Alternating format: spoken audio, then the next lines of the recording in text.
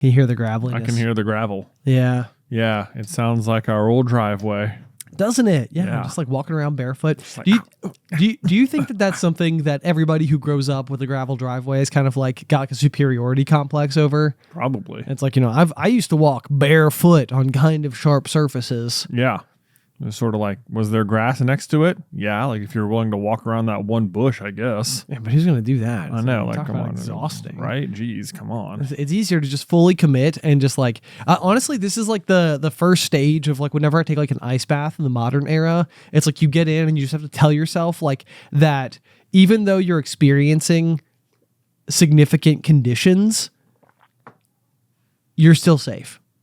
The gravel is not going to like significantly harm you. Right, probably. You just got to keep taking step after step. It's not comfortable, but you can do it. You can do it, just a little ow. Just a little ow. Oh, ow. Yeah. Sometimes I actually think it's way worse if there's just like a single gravel than like a whole bunch of gravel. Yeah, because then it's like, at least if it's a whole bunch of gravel, it can kind of like spread the damage around. Right. Yeah, whereas a single one is like, oh. Yeah. Yeah. That's exactly what it's like. Mm-hmm. Just right in the middle of your foot. Right in the middle of a foot. Right in the middle of the old foot bone. Don't like it. Mm-hmm. All right. Are you ready? I'm ready.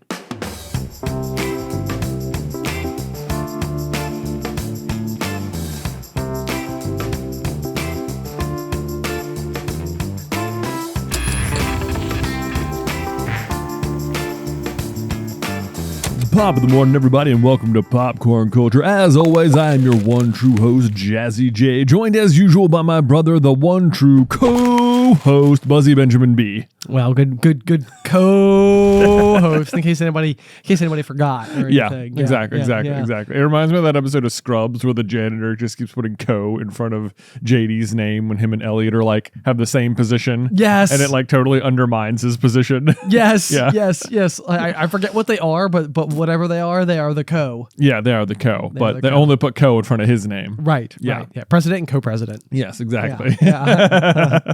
Like one of you seems more official. Right. And Elliot's just sort of like, I don't know what to do about it. I don't know what to do. Sorry, JD. My bad. My B. Okay, here. Let me ask you before we dive on in.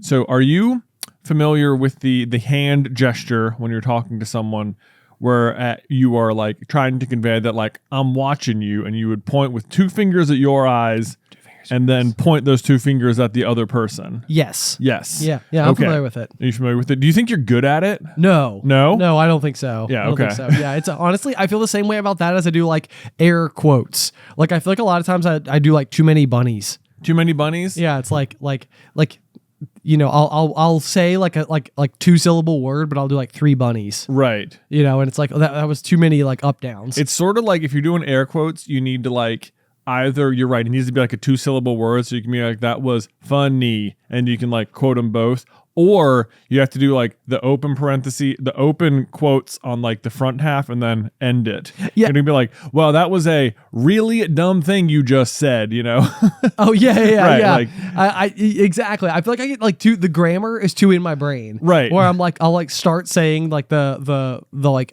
air quotes part of the word, and I'm like, well, now I'm already behind. Now I got to catch up, and now I'm saying, do you quote on every syllable that you do, or is it just like open and close, or is it just I really? don't know. It's like that episode of Friends where Joey can't do it. Yeah, it's just I'm sorry.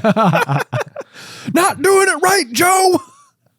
Oh man, that's a fantastic one. That is, yeah. So the fingers to eyes to the other person, I feel like I cannot tell you how much time I've put into trying to try and be good at it. Oh, like do you like stand in the mirror and you're sort of like focusing in, like, okay, I got this. Like, yes, like I'll like, like I think about like, because I'll do it and I feel like it looks good, and then I'll like see myself in the mirror or something, and it's just like that wasn't it. That didn't have like the effect I was going for. Yeah. I mean, and the question is like, is it just weird seeing yourself do something? Like, is that the same as like hearing yourself on like a recording, and you're like, oh, I hate the way my voice sounds. It's like you're never going to think you look natural doing something because you're thinking about it. I think that's possibly it. I think when I realized that like in my like when you do it, or maybe this is just me, that like my wrist very naturally does like a full 180. Like from my eyes to the next person. And it's like, I think when I was doing it, I would kind of point to my eyes and then kind of get like maybe not all the way there or something. Oh, like all of a sudden now you're like trying to go like to their eyes, but now you're not now you've not done it correctly. Yeah, or it's like in the act of like spinning, you kind of move forward or something, and it just doesn't look nearly as good if it's sort of like, you don't want to be rotating from the elbow. It wants to be like all wrist motion, it wants to be like very snappy motion is what I think. Yeah. Yeah, you haven't thought about it this much. So. I don't think I've thought about it this much. I mean, the question in my mind, it's like when people do like, I'm watching, like, are you supposed to like, because if you go like two eyes, like, so you point like one finger at both eyes and then you turn around and you point it at them with both fingers, is that like my eyes are watching your eyes? I think you're going for eyes to eyes. Or is there a world where you go like two fingers in your eyes and then when you turn it around, you like point at them, like I'm watching, like my eyes are watching you. Oh, that seems like that feels like more threatening. It does. That's like I'm watching you. Eyes to eyes is more like look at me in the eyes, take me seriously. Oh, okay. Well, that seemed very natural in that capacity. That seemed more like you're writing up like a playbook, like in backyard football or something like that, and you're like, okay, like you're looking at me, I'm looking at you, we're good. Like you're gonna run and then do a post, right? Which would be like running at an angle, right? Or you can like use it to direct someone's eyes, be like. Like my eyes here. These are your eyes. Point them there. Okay. So what we're doing right now is pantomiming. We're describing pantomimes to people who can only hear us. Exactly. A famously good conversation topic for an audio format show. This is the thing. When I watch on the show How I Met Your Mother, Barney stints. We're doing a lot of sitcoms today. We are. Yeah, we've already hit Scrubs. Barney Friends, and is extremely good at this move. Well, Barney's good at just seemingly. Neil Patrick. Yeah, these are the kinds of things though that like. Neil Patrick Harris like excels at. Yeah. Like, these sort of movements, like he is very good at them, and it's like what makes Barney stands out. It's like these little flourishes all over the place. Yeah. And it watching that show made me realize that I'm not good at that move. So I have worked on it. Oh really? Okay, yeah. Okay. So here's what I do now is that when I point to my eyes, I also move my head, and then I go like this. So it's like almost like a nod. Okay, like the extra little like head tilt makes. Oh yeah, no, that is very natural. Look at you go.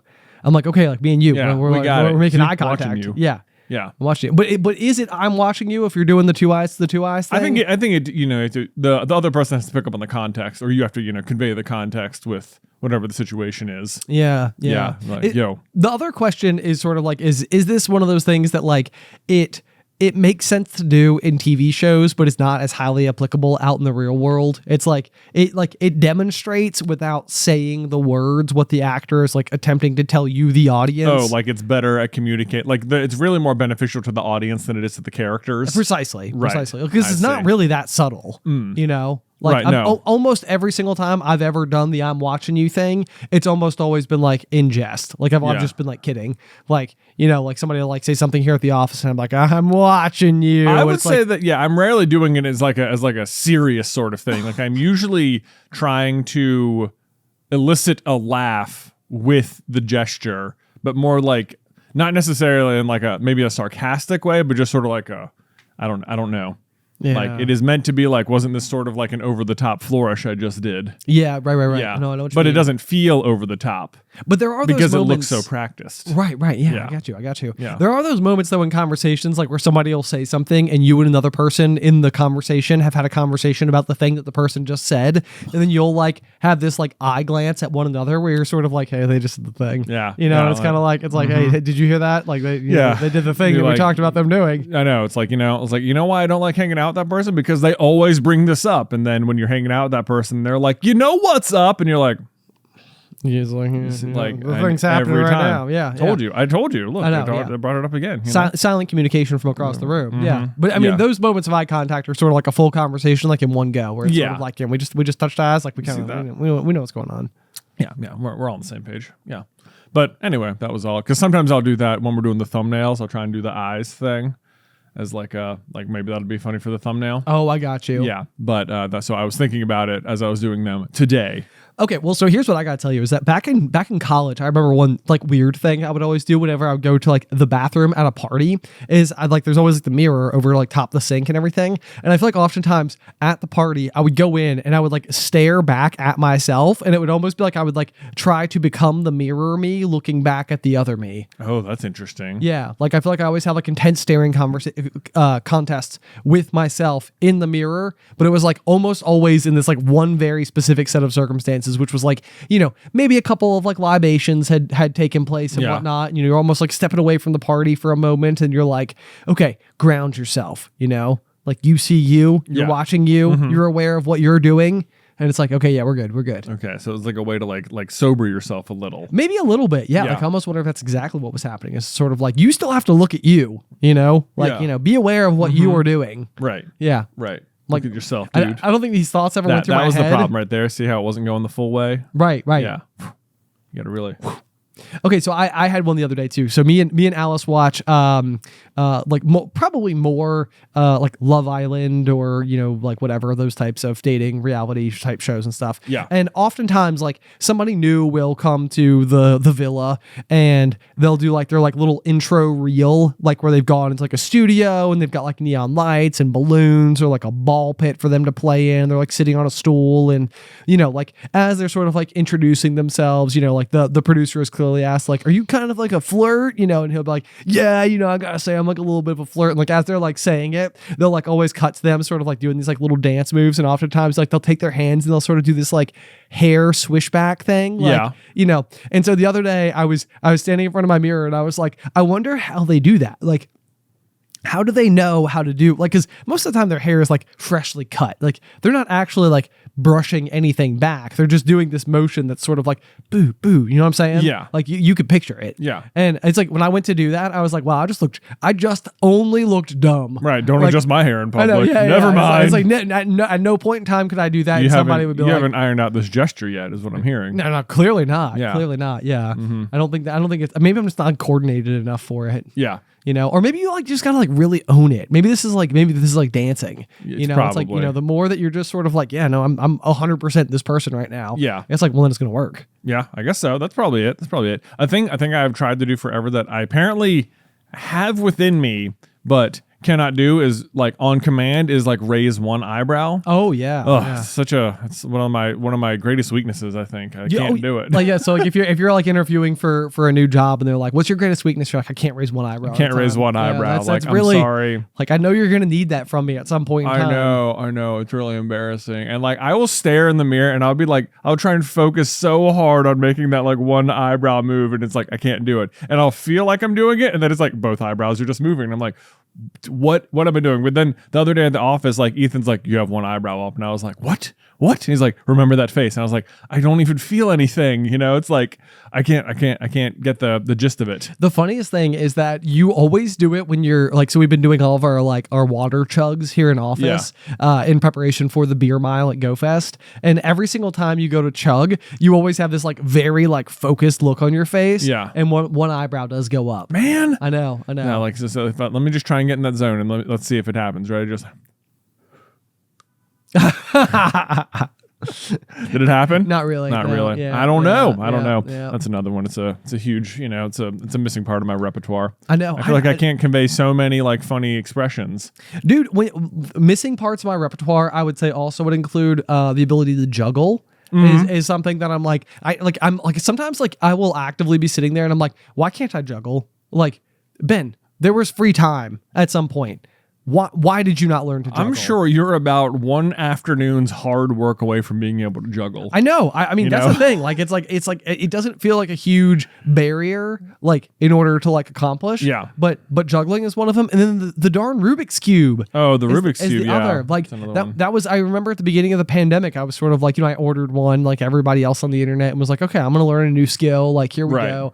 And I remember like I was getting all the like little algorithms down. And I was like, okay. Like I'm moving through it, and then it gets to the last algorithm and it's like, don't worry, you're almost there. It's like now just this 20-step algorithm and you're like, you make these 20 moves and you're done. And I'm like, 20? Like these people who are doing this, like they'll pick it up, on the shelf and just like sit there and do it like while they're talking to you. They're doing a 20-step process. It's like you're I know that feeling where you're like, you're staring at it and you're like 20 steps. Like as if like I'm real, my opinion if I was staring at that would be like, okay, what I'm looking at is like the code, the math of it, like the show your work part of it. But surely what the people are actually doing is memorizing more of like a pattern. Like, see, if every time the white one's over here, do this, and then it'll either be this or that, so that. And it's like they're really like in my brain. Whenever I watch it, it seems like they're looking for like one thing and that means this, or this thing and that means that.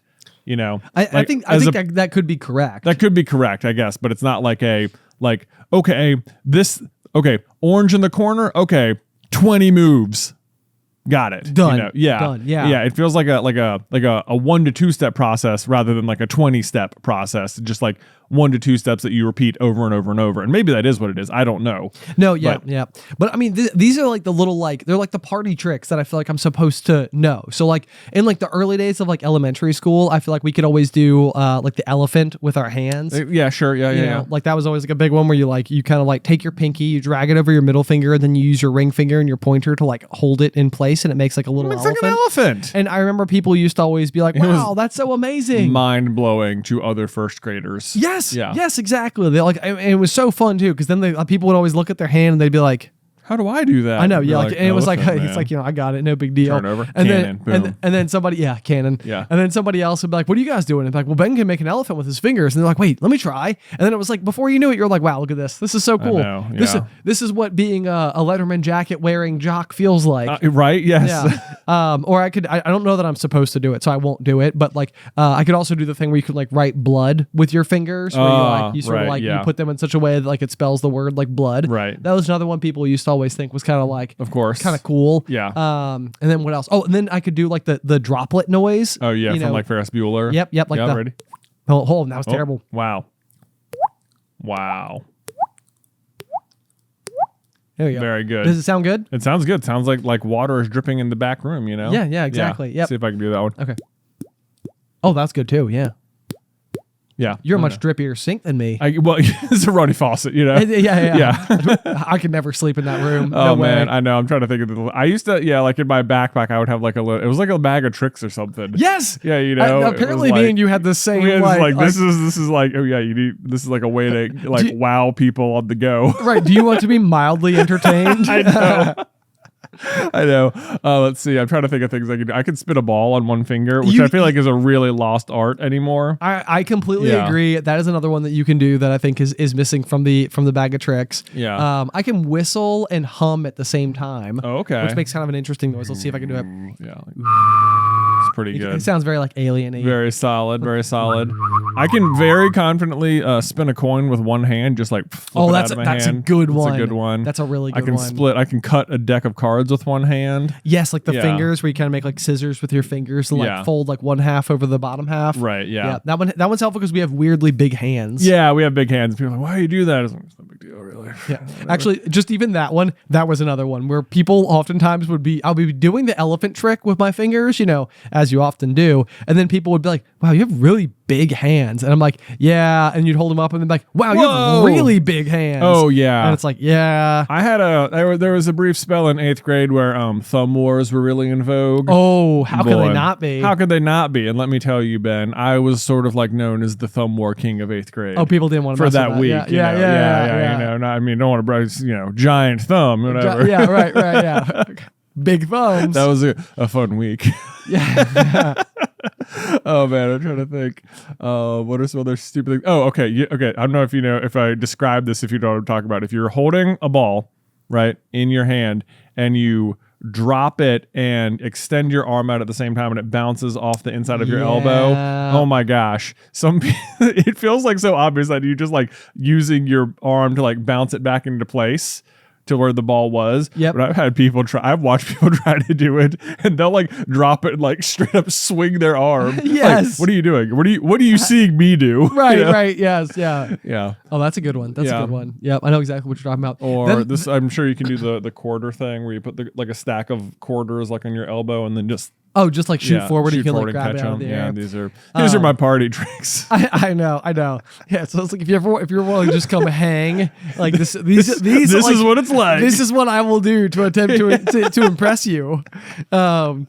Anyway, yeah. So it just kind of keeps going. I remember getting being able to touch net and or rim on a basketball hoop. I mean, yeah, obviously, yeah. That was a fantastic big one. times. Yeah, right. Yeah. It was like that. Like I've had this conversation with Alice on numerous occasions, and as I'm saying the words out loud, I'm even fairly certain that we've had this conversation on the pod before. But I've asked her so many times about things that I think like I or my friends would have done at times to in an effort to like impress potential like dating prospects, you know, where like I would be at like a school social in like, you know, 7th grade or whatever. Right. And if I could run and touch net, it would be a type of thing where like, if you could do it and the rest of the guys like couldn't, you know, you'd be like, man, I bet everybody was paying attention to that.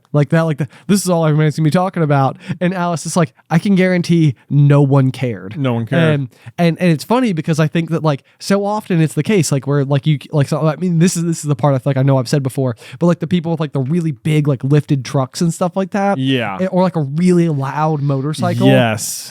It's like people are like people are turning heads because they think this is like boss. This is awesome. Yeah, and most of the time, I think any conversation I've been in around people, more often than not, especially if it's a very loud exhaust, people are like, "Wow, that is like only obnoxious." Right. Like, it's like who could ride that all day like without their ears just be like ringing? Like, right. It just seems inconvenient. Right. It's like in my mind, I'm like, I can't believe people are so like determined to like annoy lots of people. Right. Like, right. you know, yeah. like, you know, like it's like in my mind, they are not doing it because they think it's cool. They're doing it to try to annoy people. And it's like, that's not true. It's the opposite. And it's like, it is so hard for me to comprehend how like you like how could you think that?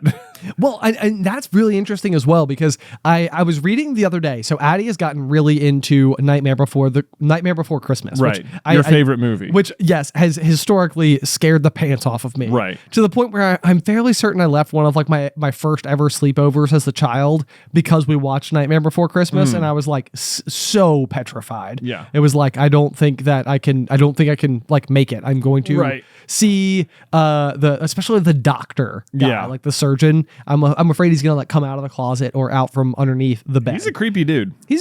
Yeah. And so I was reading though about Nightmare Before Christmas, because sometimes like as I'm watching it, like I'm watching Addie clearly love it. It's like, is it possible that she likes it as much as, I mean, like she's 2.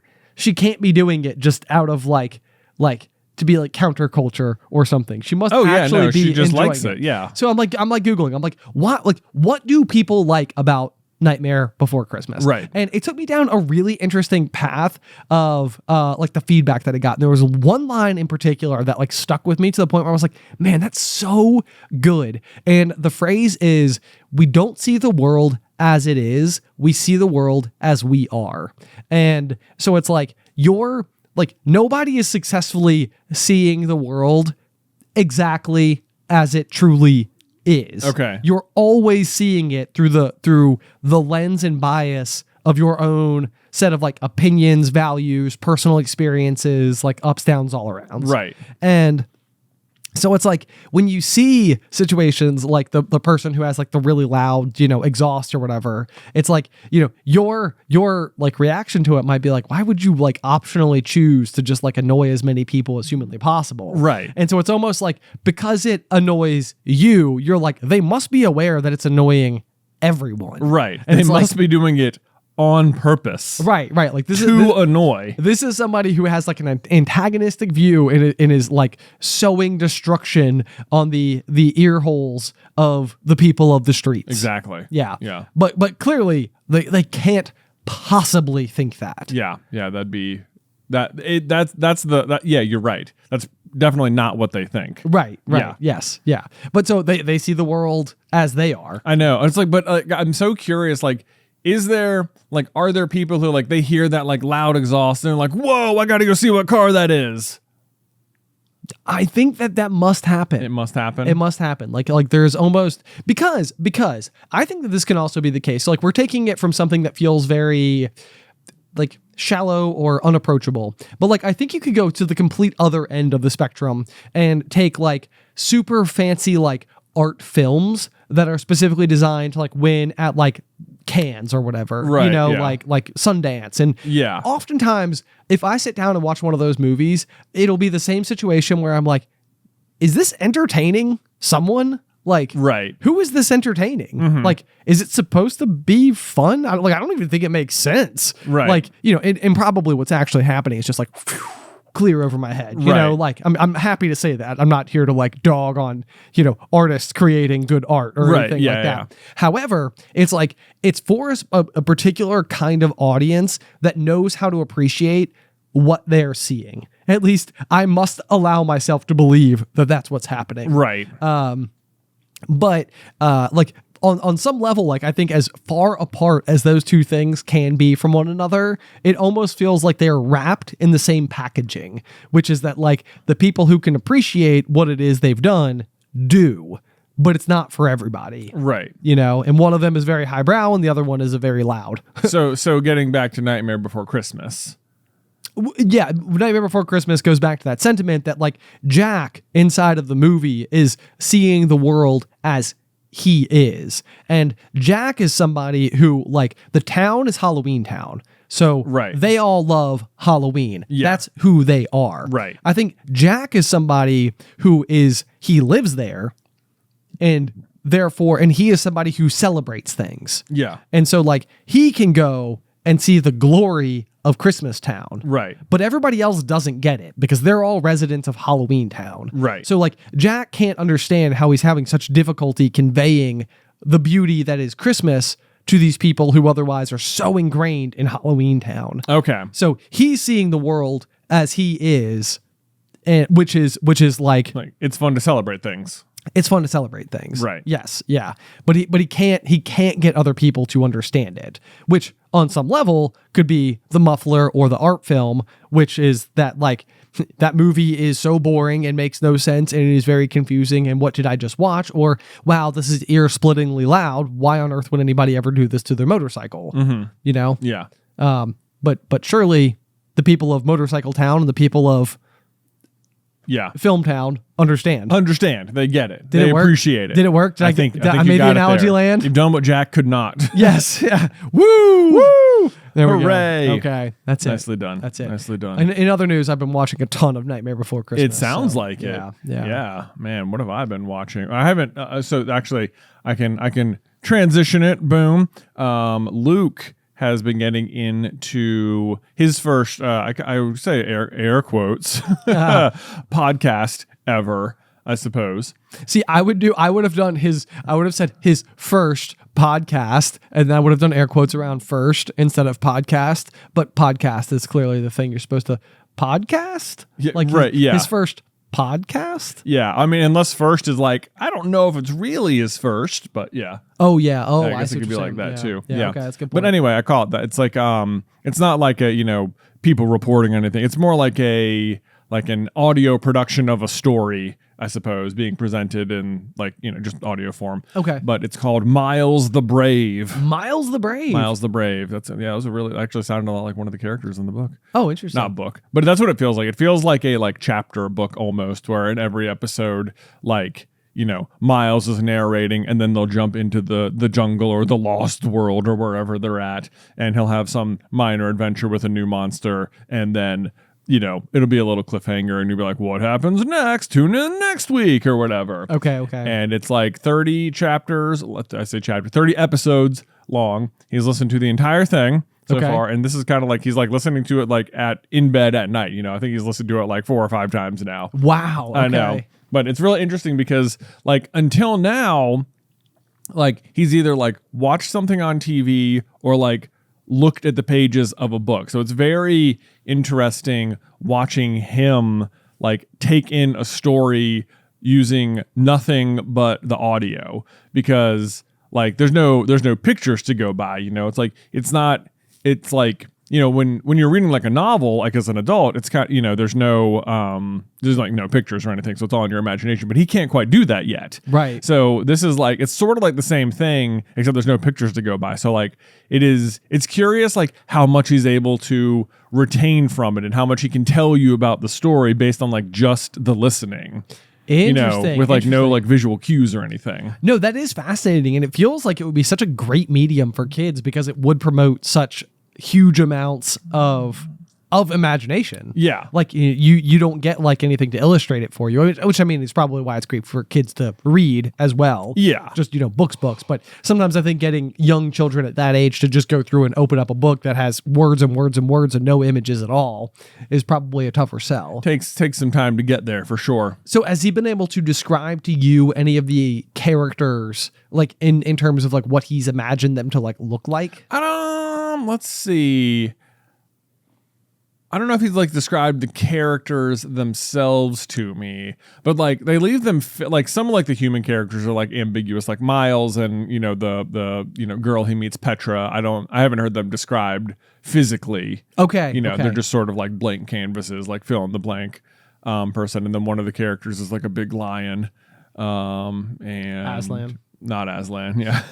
Effectively. He's he's the leader of the Lost World, and all the other creatures listen to him, except for the bad guy, what's his name? Noctis the Destroyer. Oh, I know. Kind of intimidating. Him and the lion, whose name I cannot remember right now.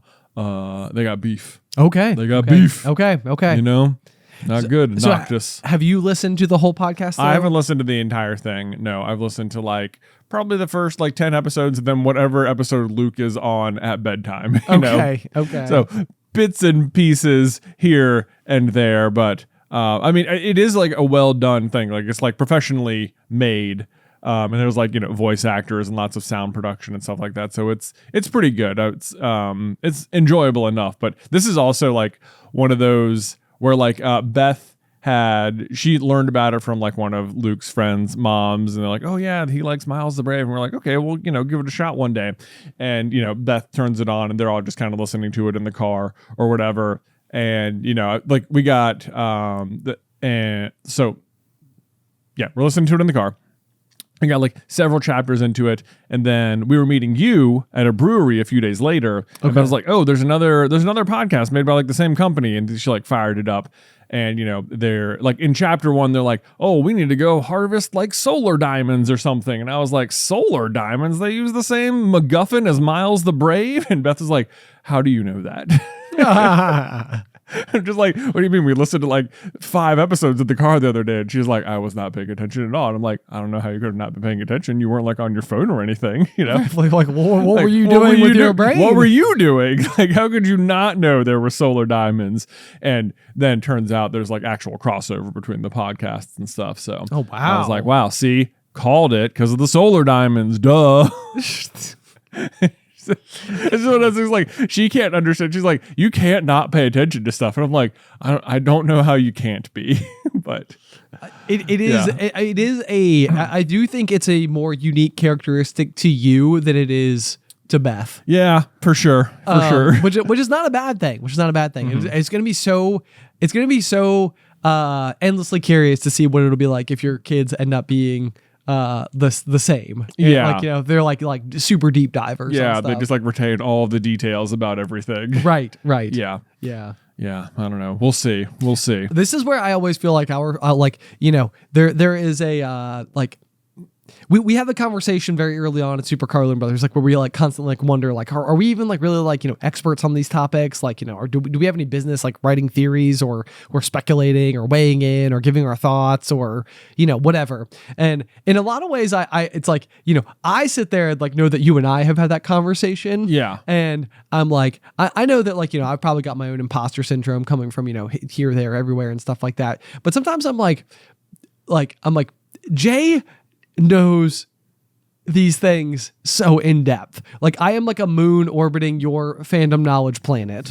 You know things. No, I know that things. I know. I mean, I'm a moon, man. You know, like I'm not dogging myself. Not everybody's a moon, right? But definitely not everybody's a planet. Mm-hmm, mm-hmm. You're a planet. I'm a planet of information. A planet of information on fandom things. Yes. All right. I guess so. I guess maybe. I don't know. I don't know what to say. Well done. Well done. Thanks. A collective round of applause from the colonels and me. I'll take a stab at the soundboard if I may. Okay. Ready? Wow. Ready? Yeah. That was so the wrong sound. That wasn't it. I did my best. You did good. That was fine. Let's see. Speaking of fandoms, you and I are presently in the middle of writing just what feels like another marathon series over on Super Carlin Brothers. Yes. Called What If Ron Was in Hufflepuff? We have been going hard on this. We've been going hard on it. Yeah. Yeah. Yeah, it is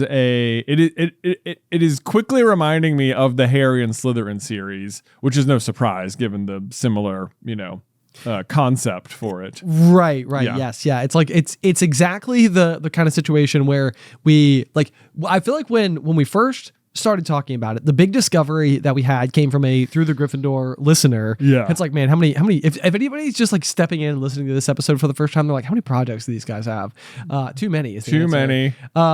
But somebody asked the question, like, what if Harry was raised by the Weasleys? Yeah. And ultimately what we decided is that is the question that unlocks the door to the reason as to why like Ron would ask the Sorting Hat to place him anywhere but Gryffindor. Right. And if he's not going in Gryffindor, then obviously he would go into Hufflepuff. And so I feel like when we first sat down, it was almost like, okay, this could be like one video. It's like year 1, this is what's going to happen. Year 2, this is what's going to happen. Year 3, year 4, year 5, like so on and so forth.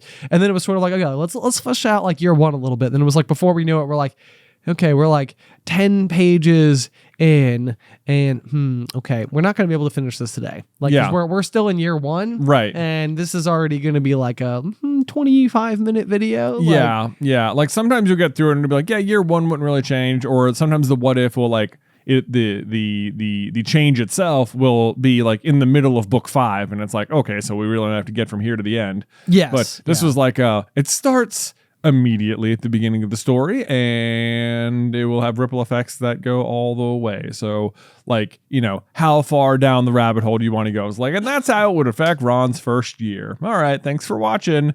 But then, it's like, well, how does it affect the second year? And just now, like, and then we're on like book 3 right now, and we just finished filming like part 3, part 2 today. It was like, oh no, are we like how deep have we gone? I know. Yeah. And then that's the problem, is that the deeper you go, it's like, put down the shovel. I know. And it's like, I can't put down the shovel. I want to know what happens. Yes. Yeah. That's the problem. You just got to keep digging. I know. And it's like, now it's like, it's weird because often the way we'll do it, it's like, the cool thing about doing what ifs for Harry Potter is that like so much of the plot happens to Harry. Yeah, so a lot of times things will still happen. Yeah, things can just continue to happen, and it's like they'll react differently and it'll change like this or that. And the way that works for like our what ifs though is that oftentimes like, yeah, oh, this will change one little thing here, but not that much. And one little thing here, but not that much. But given enough time, all those tiny branches really start to get wider and wider. Yes. So it's like, now, like, so the first 2 years were pretty similar to how they go, but by the end of like year 3 here, it's like we've made some definite changes to the overall story now, and it's like it's not like the big plot points will still happen, but you have like a lot more things to account for based on your own changes all of a sudden. Right. Yeah. But yeah, so you wrote down in the show notes here that Ron and Hufflepuff is the story that is slowly taking over my life. Oh yeah, a little bit. It's just like, well, because the other thing is that we decided to do this just leading right into our next Through the Griffin tour. Yes. Yeah. So we'll be leaving for that in, as of recording this episode, in 2 days. Yeah, like less than 47 hours from now, we'll be underway. Yes, I guess by the time you're hearing this, we'll have been like on it for a week or so. Yeah. Yeah, so that's crazy. It is wild to think. But as per that sentence, it's meant that we have to do a lot of work this week trying to get ahead for the time we'll be out of office. And a lot of times, like the difficulty in getting ahead is having the like, what are the ideas going to be for the next like piece of content that we're going to make? Like, what's the next video going to be about? And the good news about having a series like Ron and Hufflepuff is that it is very like, what the idea is going to be, because you're just going to keep adding to the next chapter. But then the flip side of that sword is that it is a very in-depth process. It is, yes. Yeah. It takes a huge amount of time to like to dig through each thing and basically like try to lay out like each major moment in the story that needs explaining. Yeah. Because it's like, well, this doesn't happen if that doesn't happen. Right. Or like, do Fred and George still give Harry the map if Harry's just like also a sibling versus like Ron, who's like in the same year? Right. It's like, oh gosh. I know. And you have, so it's stuff like that where it's like, it's like, oh, and if Harry doesn't get the map, it's like maybe there's sometimes where like you not that you're trying to like force things to happen, but like, if Harry doesn't get the map, then that probably changes things a lot. But like, does it make as much sense that he still gets the map? And it's like, yes, for these reasons, Right. But what's amazing to me is the frequency at which like we'll lay the groundwork for something, not knowing fully where it will go. But then you fast forward like 2 years and you're like, oh yeah. Now that gets to come back. And it's like, that's so cool. Those are the really fun moments where like you just sort of like you discovered what changes happened, and then when you get into the future, the changes you made have like repercussions that you didn't plan for, but they work really well. Yes. Yeah.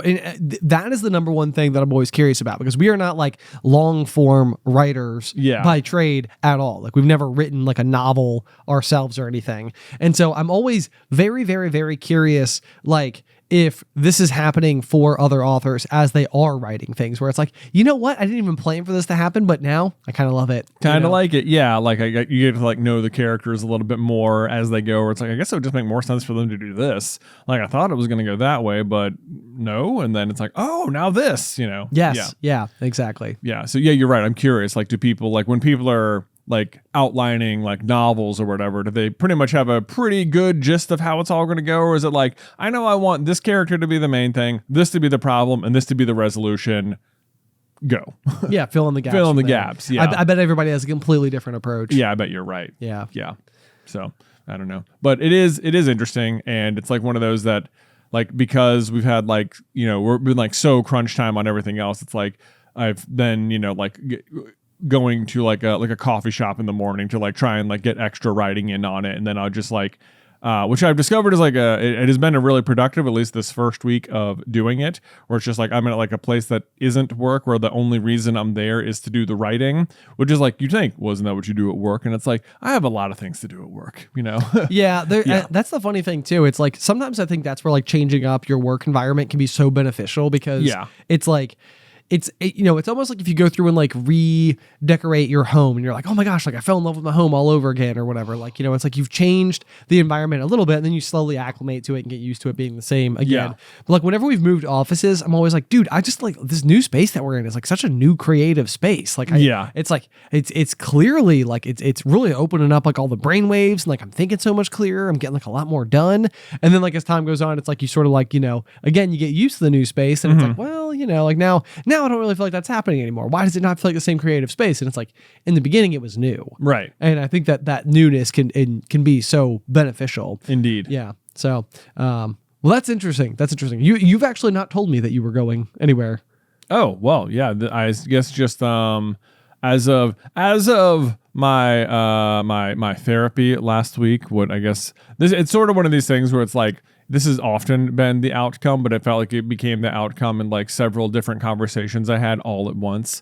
And it was like just a grand awareness that like I was not doing a very good job of like prioritizing myself or anything. Yep. And I was like, and it really sent me down a rabbit hole of being like, what? How has this affected my whole life? Right. Yeah. Yes. Like, and so I've been trying, to do better about that. And like one of the suggestions, like my therapist was like, why don't you just like go, somewhere, like, cause I would say like, I'll drop Luke off, and then I'll go to work, and then I'll feel like I have this like whole extra hour to get stuff done, but then like I won't do any work. I'll just sort of like, play around on my computer or whatever. And then I'll feel bad about not being productive, even though I had a whole extra hour at work or whatever. And she was like, well, what if you just go somewhere else before work and like just decide like, I'm not doing work right now because work hasn't started yet. I'm just going to go there and do this, or go do work, but just plan exactly what work you're going to do. And I was like, I guess I'll try it. Fine, yeah. Fine, yeah. If I have to go do something for myself, I guess I will. Oh, no, dude, it was such a, like, it was a really weird conversation where, like, it was not apparent to me, like, how, like, bad it was, like, to myself. Yeah. No. I know I was being sarcastic before, because I know that it is a really big challenge. I think especially when you've got like a young family. Yeah. So like she like posed the question of like, okay, so just, you're going home from work today, how like, how hard would it be for you to just like stop on your way home and get like an ice cream and then go home? And I was just like, that just about feels impossible. I don't know, Right. Like, yes. like, I don't think I could do that. Just be away from home longer for just me, Right. like, because in my brain, what the concern is that like, I'm then just neglecting helping at the house or something. Right. Yeah. Right. Which, it was like amazing to me, that it just felt like so impossible to do something like that in my brain. Right. I mean, and it's even interesting because it's like probably the fact that like you're so concerned about that on the forefront is probably a very good indicator that you're not the kind of person who's not helping. Right. Yeah. Like, yeah. It's like you're like, well, like the extra, like you like extra 15 minutes. It's like, no way. Like, I know. Especially when you consider that, like, if I had to be here for an extra 10 minutes because, an upload was taking long, like, that wouldn't be that big a deal. Right. And Yes. it's like, who's to say where those 10 minutes went, It's hard to justify things to yourself. It is hard to justify things to yourself. Yes. Yeah. Exactly. Especially when you feel like when it feels selfish, I think. Right. Yeah. So that was, anyway, so I've been just going and trying to write some in the mornings, specifically because we are on such a time crunch here, but it has been really productive. So, well, that's really good. I mean, Yeah. that's extremely helpful towards getting us out the Yeah, door. right. Because I think this week in particular, it's definitely challenging. Like, I woke up, I think, like Sunday morning and I was like, oh man, like I am not, like, I think I have a cold coming on. And it was like, I think through the pandemic, there was a really interesting like big takeaway, which was like, what, like when you're sick, like you should just take the time to get better, and just do what you can to get better.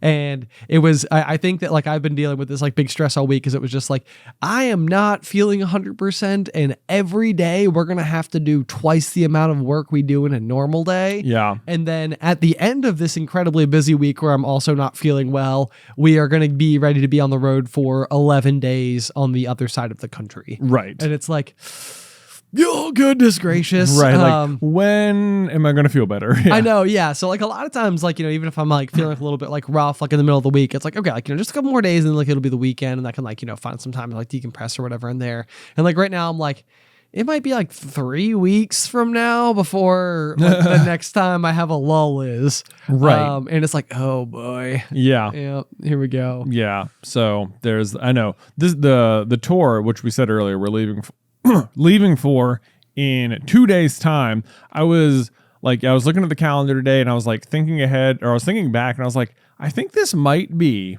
the longest trip I've ever taken. Oh, wow. Like at all. That's kind of wild. Right? Have you taken a longer trip than this? My study abroad was 3 weeks. Okay. So, Okay. yeah, I guess like that counts. like a Maymester length. Right. Yeah. So I was gone for 20, I think like 23 days. Yeah. Yeah. Okay. Yeah. That's a pretty long time. It's a pretty long trip. Yes. Yeah. Yeah. But you're right though. Like, like whenever like me and Alice always talk about it like sleeps, it's like whenever we're like out like on like a business trip or whatever, it's like, we'll get up in the morning and we'll be like, all right, only like 2 more sleeps left till I come home. Right. And it's like, I don't think it's ever been double digits. Right. Yeah. Like, it's like just 10 more to go. 10 more sleeps. I know. I was like, it is a long trip. It is a long trip. We're going to be gone for like 11 days or something. Yes. Yeah, man. It's because then I'm also like, this will be literally the longest I've gone like without seeing my kids. Yes. Which is another really big one. Like, yeah. It keeps like Addie has just started preschool and we felt like the changes she's undergone just from like the first like few weeks, which has been like a grand total of like, she goes 4 days a week. So it's been, and she missed one day because it was like a holiday. So she's been there for like 10 days or something so far. Right. I'm like, if I'm gone this long, it's like I could come back and she could be like noticeably different. Right. It's like, ah! I know. I'm like, I just like, even that, like, me who feels bad like being away for an extra 5 minutes of the drive home. I'm like, we're gonna be gone for so long. I know. Like I can't, it's like that tension builds up in me. I'm like feel guilty for even going. And I'm like, but it's like, no, don't feel guilty for going. Like you're like, this is part of your job. You're earning money for those people, Like, yes, right. yeah. Even that's like a weird one to justify to yourself because, and I think it's because like we have a good team and like I know that we will have like fun. Yeah. And that's like one of like the big challenges where you're kind of like, well, if we're like, if you're having a great time, it's almost like, it's like it doesn't feel like that is also otherwise work. Right. But it is. It's just very fortunate that it happens to be the case that we enjoy being with the people who we work with. Right. Which is great. And just getting to see the community out there. Right. Which is another, like, I mean, nothing is more amazing than that. Like there's I know we've talked about this before, but like I think the hardest part about being a content creator is oftentimes like the distance between yourself and the people who are like, kind of like the consumers of your product. Like I know back when I was like doing aquarium stuff all the time, it was always so amazing, like you would set up a family, like with their first ever aquarium. And then like, you give them all this advice and they come back and they're like, oh my gosh, it's working so well. Like, the family's loving it. The cat watches it. Like, the kids have named all the fish and everything. And like, you get like this positive feedback loop that was so tremendous. And then I think so often now it's like, you put everything out into the world and that there's somebody at home listening to it or consuming it or watching it, or, they're on their lunch break or driving their car to work and, they're like enjoying what you've done. But like the relationship between you and that person is not like what you're so far apart, like some of these people are on like the opposite end of the globe. Yeah. And so it's like, you don't get to know how it's like impacting them. Like if it's changed their day, if it made them think about something, if they're like, maybe I need to take more time for myself, like Jay just talked about his experience with that. Like maybe I should stop and get ice cream on the way home today. It's like, how helpful would it be to know that somebody heard that and then did that? Right. So yes. Anyway, so that's the other really amazing part about tour is you get to see these people. You get to see the people. Yeah, exactly. I know, but just like, and the other weird thing is that because we're so busy this week, it feels like it has stopped me. It is like hindering my ability to like look forward to the trip because all I can see is like what's right in front of me. Right. And then it's like I look at the calendar and it's like 11 days. Wow, that's a long time, Yes. It's like once you're out there, it'll be very much more like, well, we did what we did, That's just out there now. Right. But like in the moment right now, I'm like, it's really hard for me to even be like prepping to like be traveling for that long. I know. Yep. 100%. Even last night, Alice was like, she was like, should we like put out like all of your outfits and everything? And I was like, no, I have too much left to start pulling outfits. Thinking that, yeah, right. Don't know about that just yet. Yeah, we'll get there. I'll get there. I'll pack it. It's gonna be fine. I'll just pack it all. Yeah, you know. Like this is the other thing. I'm like, that's the other thing. Like I haven't been on a trip like this long before, so I'm like, what if my suitcase isn't big enough? Will I have enough room for all the clothes, or Yeah. We have to do laundry on the. Yes. Will I wear the same outfit twice? Yeah. Will I have to do laundry while we're out there? Yeah. Real concern. Like, should I bring like exercise clothes? Like, this would be a pretty long time to go without like exercising. True. Right. And I'm like, yeah. So it's like other things like 'cause normally if you're on like a trip, it's like whatever. I'll just. I can go a little wild right now. I'm like, if you go that wild for this long, it's like, and maybe I should be a little more conscious about like health things, Beets are healthy. Yeah, beets are healthful, Yeah. Just eat a beet every single morning. I'm just bringing a bushel of beets with us. Great. Everyone, meet in the lobby. I'll have your beets. I'll have your beets. Yeah. Good morning. Morning beets. Morning beets. Morning beets. There you go. People will be like, I thought you meant headphones. And I'd be like, I didn't. No.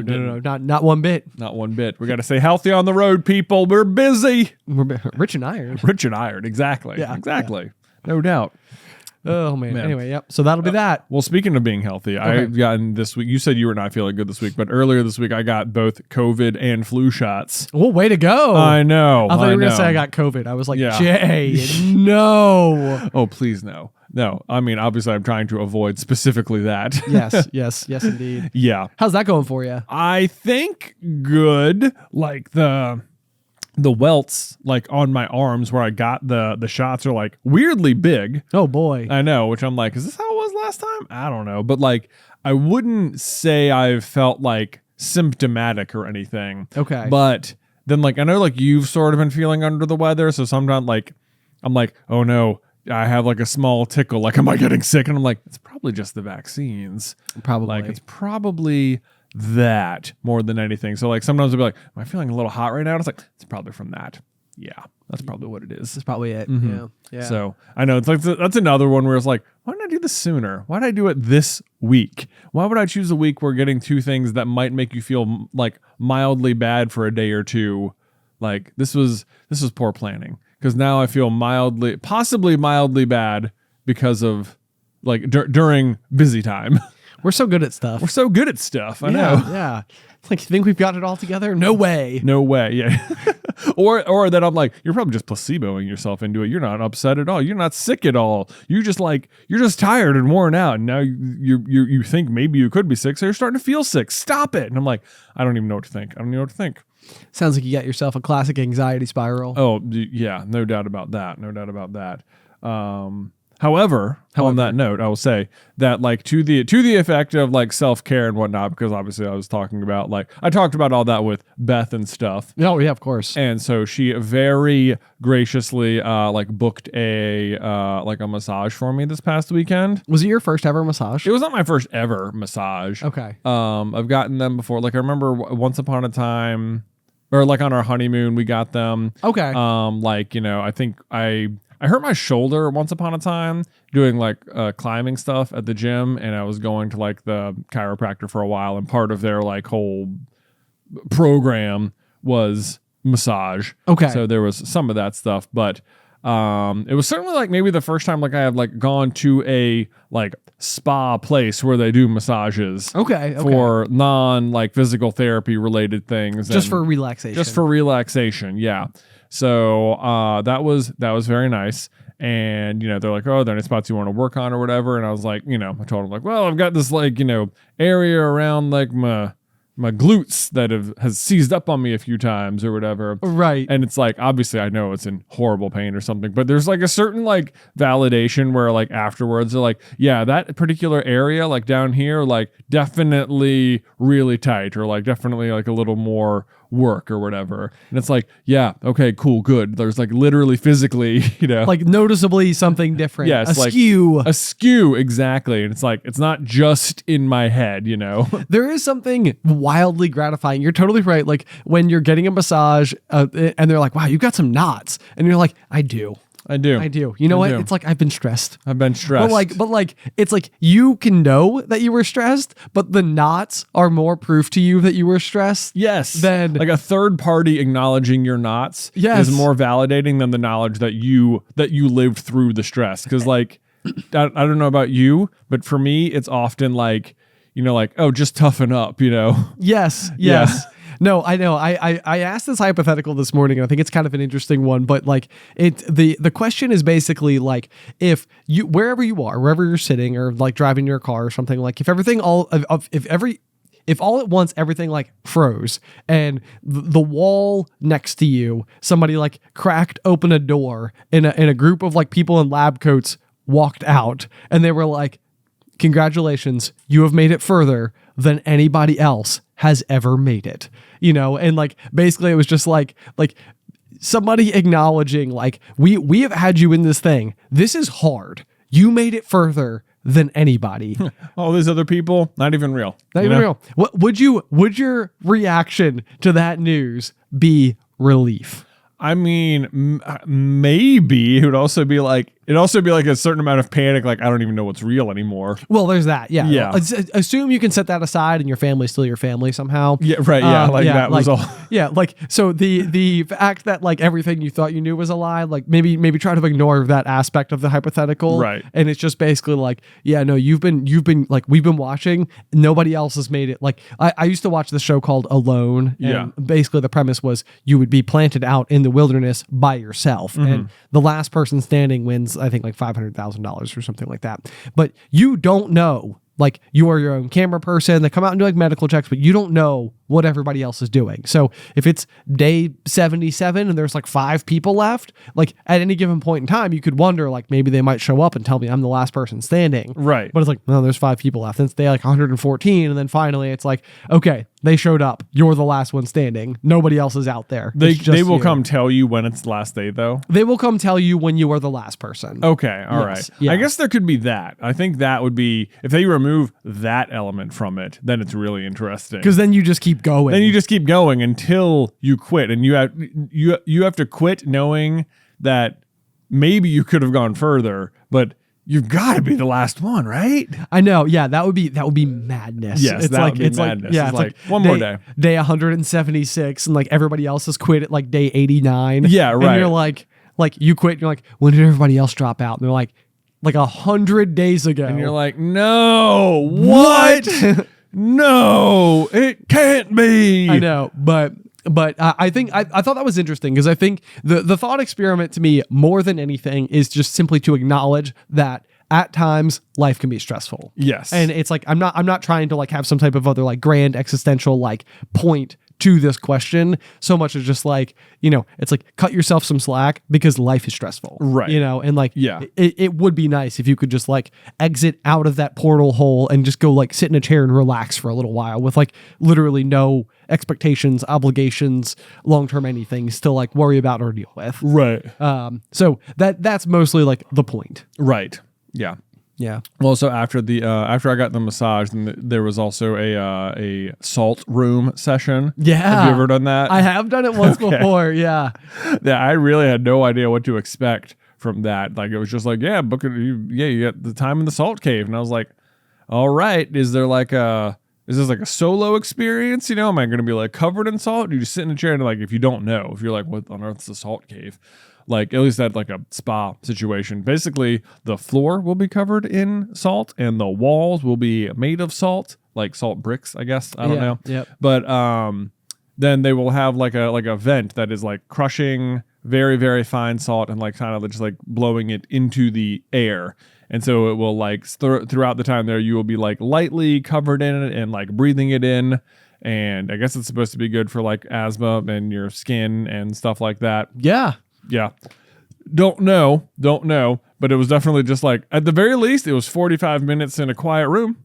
That's also pretty good. Yes. Yeah. That's like when they take you through the portal hole. That's where they take you to the salt cave. You go to the salt cave. I was like, all right, well, this is good. I guess. Yeah. I was like playing on my phone. I'm like, it feels like playing on your phone is like against the spirit of this room, but also otherwise I'm just sitting here. I don't know. What am I supposed to do? What am I supposed to do? Yeah. Where would your mind go, do you think? I don't know. I mean, that's also partially why I've never did one of those float tanks, like where you said you were like trying to look around the future. Yeah, I wanted to give it a go. I know. Like I really want to try one of those like sensory deprivation tanks and just be like floating, It's very just exist. It's very weird. And the only thing I would say is that like when I did mine, I did it like in the place that has it here in Roanoke have like double sized ones. So Alice and I went and did it together. Yeah. Which it was actually really fun just to like get to go do that and like share the experience with her, obviously. But like there's a piece of me that also thinks that like the true way to do it would be to go solo, because like if you like as you're floating, you will sometimes just like gently like bump each other. Yeah. And I think every time you kind of like make contact with something that isn't just the sensory deprivation aspect of it, right, you're like reminded of your senses back. Your presence has returned. Right. Yeah. That's not what you want. That's not what you want. Yeah. I want to be gone. Right. I'm out of here. Okay, so here's a funny one as well though, because this is that classic like you go in and time becomes very weird. Yeah. Because like you might do like a 90-minute session. Yes. And so it's like you're going in, you're going to see nothing, feel nothing, and touch nothing for 90 minutes. And it's not like there's like a big timer on the wall that like lets you know like, hey, like 13 minutes left or anything like that. Yeah, you're not going to know how long has been passed. Right. But so I was thinking it would be really funny to try to do and actually the reason I was thinking about this is because I'm like a subscriber to the New York Times, and they sent me like an email the other day that was like, would you be willing to stare at an image of a painting for 10 uninterrupted minutes? And the idea is that they put the painting on the screen. There's like a timer that like, starts counting up to like the first 30 seconds. And they're like, we're going to take away the timer. We will periodically check in with you to let you know how long you've been staring at the thing. The goal is to not look away at anything else. Only look at this painting for 10 minutes. Okay. And the challenge comes from like a NYU art professor who gives this assignment to their art students to go to a museum and choose a piece of art and stare at it for 3 hours. 3 hours. 3 hours Wow. uninterrupted. And the idea is that like you're supposed to like really pay attention to the painting and like just see what it does to you. And it was sort of like a kind of neat experience. It's like a kind of meditation. It is like a kind of meditation. And it was really fascinating to me because like the painting is not that big, it's not that elaborate, there's not like a lot of like detail in it. It's kind of this like it's like a town sort of like in a dusky type of environment with like water ripples across the front, and like you can see like some silhouettes of some buildings off in the distance and stuff. But like as I was staring at it during the period of time, it was amazing to me like how my brain kept creating like stories around what this town could be or what it was doing or like what everything was. And as the minutes went on, you know, like I think like a minute 6 or whatever, like for the very first time in the whole 10 minutes, did I realize that there were like 3 pylons in the back, like left corner of it that like are like smokestacks, I guess, or something like that. Yeah. But I was like, how had I not looked at the pylons Right. this whole time? Right. Like it's probably like one of the most striking details of the painting. And it took me 6 minutes to even look at them. Right. And then in like the foreground of it, there was something that like the whole time I was looking at it, I kept thinking it was like a bush, sort of like casting like shadows over like the water right in front of you, as if you're like standing on like an embankment, like with like, you know, bank, water, and then this town is off in the distance. And I finally realized that it wasn't. It's like a small school of like fish feeding on the surface. And I was like, it took me way too long to realize those were fish. Right. Like, and I was like, is this like, am I understanding paintings like you know, little bit like, more? like 1%, Right. you know, out of like the available 100% of like everything that like is possibly going on here. Right. And so it was just really interesting. I thought it was a really neat exercise, and I actually quite enjoyed it because it was, you're like kind of like what you're saying, like by design meditation. But then I was like, you know, we do our J versus Ben's. It would be so fascinating to like almost do a J versus Ben where like we do different amounts of time that is supposedly like about to pass. So you're just supposed to like sit there quietly and then like raise your hand when you think like 2 minutes and 45 seconds have gone by. Oh, man. And so the viewer can see the amount of time, and you just sort of have to be like, I think that's it. That's interesting. And wouldn't that be like so weird? It's how like, good are you at time? how good are you at time? Well, I mean, we've told the story before about like when we went cave camping and how, you know, the thing about caves is that there's no light, and you think you can comprehend darkness. Like it gets dark at night, right? But like you don't, unless you've really, really been in a cave like that, like You've never been fully without you don't light. Right. Yeah. It's really hard to comprehend darkness like that. Where there's just zero light at all. And like the way it messes with your senses, specifically your like sense of the passage of time, is crazy, because like we quickly, like the thing was we were trying to like, go in there, sleep for the night, and come back out. But we intentionally left clocks outside. Yes. So just to see like how it would go. I don't know why we thought that would be so hilarious. I'm so glad we did, because we got such a funny anecdote out of it. I know, yeah. It's like it's always been like a big long memory, because we were so convinced that we would go in, you know, at like 9 o'clock at night or whatever, and we were like, we're gonna walk out of here at like 4 a.m. and be at a Waffle House and be like, Right. What were we thinking? Right, like in our brain, it was like it's gonna be very difficult to find a comfortable place. We'll definitely all be very uncomfortable and want to leave quickly.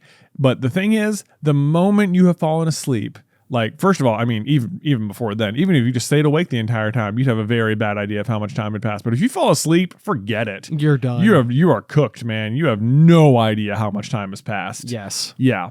The only thing I will say this, the only thing you could maybe rely on was that, like, I think at some point everyone had to like get up and like pee at different times. Yes. And it was like, based on when we actually came out, like that must have been around when you'd wake up normally. Yes, Yeah. exactly. Yeah. So if you wake up in the morning, like go to the bathroom or whatever, it's Yeah. like at some point in time, each of us would like wake up, go do that, and then come back and go back to sleep thinking we had just woken up in the middle of the night. Right. And instead we go out and it's like 2:00 in the afternoon. Yeah. Yeah. It was like, oh, that was probably more like 8 a.m. or something. Yeah. Yes. So basically we got up probably at 7, 8 in the morning and then went back to sleep and then stayed asleep for so long. Yeah. It was the wackiest, weirdest experience. So ever. weird. But then this is a thing that like corporate, jobs will sometimes have, where like they want buildings where you're working in large areas that don't have windows, so that the passage of time is like devoid to you. Right. So you're not like, oh, the sun's going down. Maybe time to Right. head off. Right. Yeah. I was like, there's no clocks in here. It's just light. It's just lights on, Who's to say what it's like outside? Who knows? You just keep working, Yeah. Right. That'd be so weird. Like, because our like body clocks are just based on the sun, coming up and going down. So if like the days were longer, would we just adjust to it? Would we just be okay at longer periods? Oh, it'd be very interesting. I don't know. Yeah, like if you just lived in a constantly well lit room, then had no idea how long, like time. I think there was a Mr. Beast video about this where he just like the goal was to be in solitary confinement with like the lights on for 7 days straight, and it's like at some point he really just has like he had very quickly as soon as you fall asleep has no idea how much time has passed. Now you're toast. Yeah, you're cooked, man. That's it. Like, what do you do?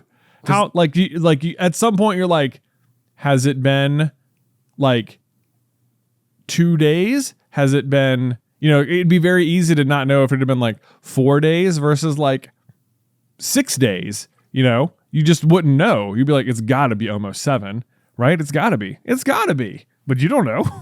You don't know. It's like psychological warfare. I mean, that's basically what it is. I mean, he goes through that a lot, and they have like, someone on staff, and they're like, this is what's happening to him, whatever. And like, even they obviously still had to like send him food and stuff, but it was like they would send the food at completely randomly generated intervals. Okay. So there wasn't like a pattern to it of like, this is probably breakfast, this is probably lunch, this is probably dinner.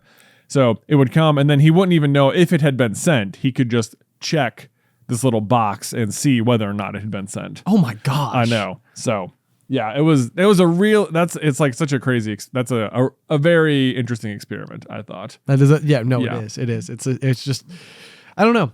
Yeah, maybe we'll start with sensory deprivation tag. Yeah, we'll start there. Go there. Yeah. I'll report back. I want you to go do it so that we can talk about it. I know. I want to go do it too. Yeah, maybe when we get back. This is the thing. I'm like, we're going to be gone, and I feel like when we get back, I'm not going to feel like rested or anything. I know. Yeah. It'd be like need like a vacation from our trip. Yes. We'll get there eventually. Yeah. We'll get there. We'll be fine. But by the time you're hearing this, we're almost through the woods. We're almost done. Yeah. So yeah. Maybe you saw us. Hope we put on a good show. If so, it was great to meet you. It was great. Anyway, I think that's a great place to cut it for today. But as per always, we just want to thank you guys so much for listening. If you have any feedback for the show, you can send that over to popcornculturepod@gmail.com. If you'd like to support the show, you can do so by heading on over to patreon.com/popcornculture. But otherwise, until next time, pop.